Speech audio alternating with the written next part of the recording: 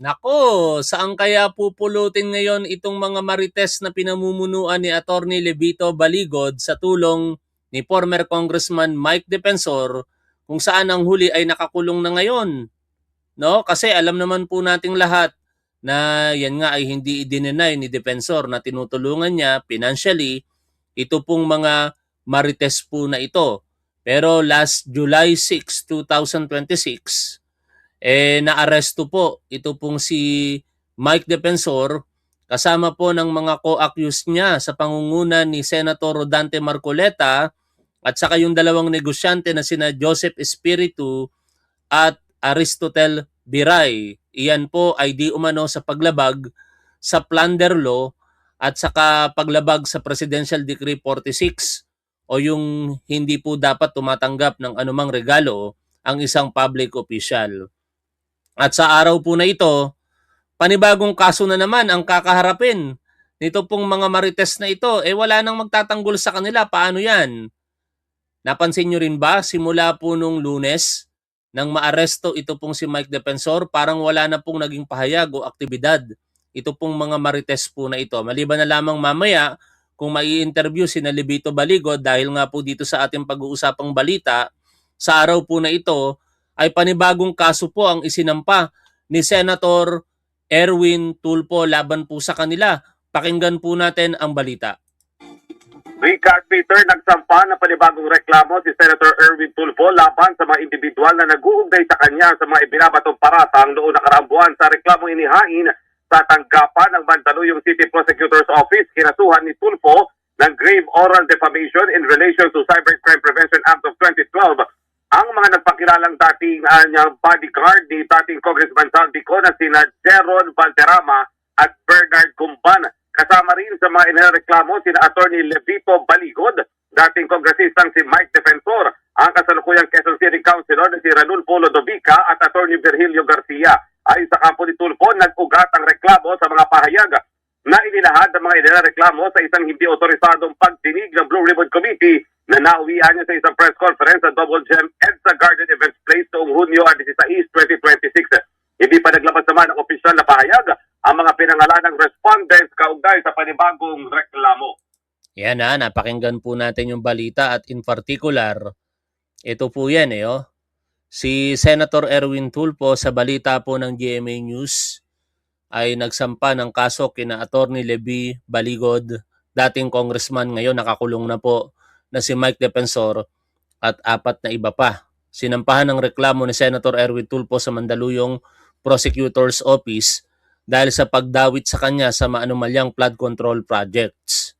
May hamon pa nga itong si Senator Erwin Tulfo na kung siya daw po ay tumanggap ng pera mula sa korupsyon o sa maleta na yan, siya daw po ay magbibitiw bilang senador. Pakinggan po natin ang mga sinabi naman dito nitong si Senator Erwin Tulfo. Wala naman talaga. Sino pa yung mga pumunta pa roon sa Congress, kung ano-ano mga pinagsasabi, na tumanggap ng maleta. Ba't ako tatanggap ng maleta? Wala nga akong flood control. Sana nung unang hearing pala ng flood control, nandun yung pangalan ko. Wala man ang name ko sa GAA since 2023 when I became a congressman. When I joined Senate, wala rin naman ako sa GAA. Or NEP expenditure program. Dapat naka-care off doon. Wala naman akong gano'n. Wala akong infra, wala akong flood control or farm to market tools. Wala, none at all. I didn't get any, even a single centavo from government projects. Wala. Kaya, why will I get this so much money from Saldico? Nakuha at all. Yan Mariin pong pinabubulaanan ni Senator Erwin Tulfo ang mga paratang sa kanya ng mga marites po na ito. At sa separate interview, uulitin ko lamang, meron po siyang hamon, o pangako na kung yang mga sinasabi ng marites na yan ay may katotohanan, siya po ay magbibitiw bilang senador. Pero balikan nga po natin ang mga pangyayari kaugnay po ng pagmamarites ng mga bodyguards po na ito na nagresulta po sa kanilang samot-saring mga kaso. Hindi ko alam kung kaya kong i-mention lahat ang mga personalidad na nagsampa na po ng mga reklamo sa kanila. Pero subukan po natin at kung hindi ko po matukoy lahat, tulungan niyo po akong ikomento diyan po sa chat area.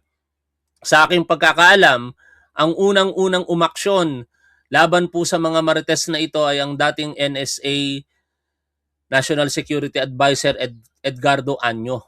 No? Siya po ay nagsampa ng kasong paglabag sa Revised Penal Code or yung pagpapakalat po ng fake news at saka cyber libel. Sinundan po iyan ni na Congresswoman Leila de Lima at Father Flaviano.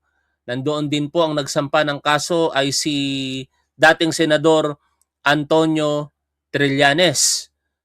Ang mga nagsampa din pong mga personalidad na nasa House of Representatives ay sina Congressman Benny Abante Jr., Congressman Sia Adjong, Congresswoman, nabanggit ko na kanina, Leila de Lima, Congresswoman Janet Garin, at I believe meron pang mga iba No? Nabanggit na natin si Congressman Leila de Lima. At ito nga pong si Senator Erwin Tulfo. I do not know kung patuloy po yung naging aksyon nitong si Senator Tito Soto na sinabi niya before na siya po yung magsasampa ng kaso, pero parang wala pa po ako nababalitaan na isampa mula po sa panig nito pong si Senator Tito Soto. At yun nga po, dahil po sa dinami-dami ng mga nagsampa na pong mga personalidad sa kanila at nag-ugat lahat yon sa kanilang mga sinasabi sa iba't ibang pagkakataon simula noong February 24, 2026 sa isang naging press conference po nila diyan po sa Club Pilipino hanggang sa sinundan po ito ng iba't ibang mga pahayag nila sa iba't ibang platform or social media, hindi na po bababa marahil sa 10 mga kaso ang kinakaharap nito pong mga marites po na ito kasama sina Attorney Levito Baligod, Mike Defensor at iba pa. Ang ikatlong araw po ng impeachment trial mangyayari mamayang 2:00 po ng hapon. Subaybayan po natin yan mamaya. At going back, dito po sa mga sirkumstansya ngayon ng mga marites po na ito, isa po sa mga tumutulong sa kanila ay si Congressman or former Congressman Mike Defensor. Kaya nga ang malaking tanong po natin, ano nang mangyayari ngayon dito sa mga marites na ito considering na si Mike Defensor ay nakakulong na. Mapipinance pa kaya yung kanilang mga aktibidad? Ang alegasyon kasi sila po ay pinangakuan di umano ni Mike Defensor ng halagang 5 milyong piso para po sa paglantad nila sa harapan ng publiko at magtuturo ng mga kung sino-sino. Pero meron pong pattern ang identity ng mga inaakusahan po nila. Lahat po ito ay malapit sa House of Representatives or sa former speaker na si Martin Romualdez at sa administrasyon po ng ating Pangulong Bongbong Marcos. At nadamay na lamang yung iba kasi kinalaunan naging kalaban po nila, no? Katulad po ng nangyari kay Joel Villanueva na ngayon ay inaakusahan na tumatanggap na din daw po ng maleta. I do not know si Chis Escudero kung magiging bahagi din po ng akusasyon nila na tumanggap ng maleta considering na yan po ay mga dati nilang kakampi.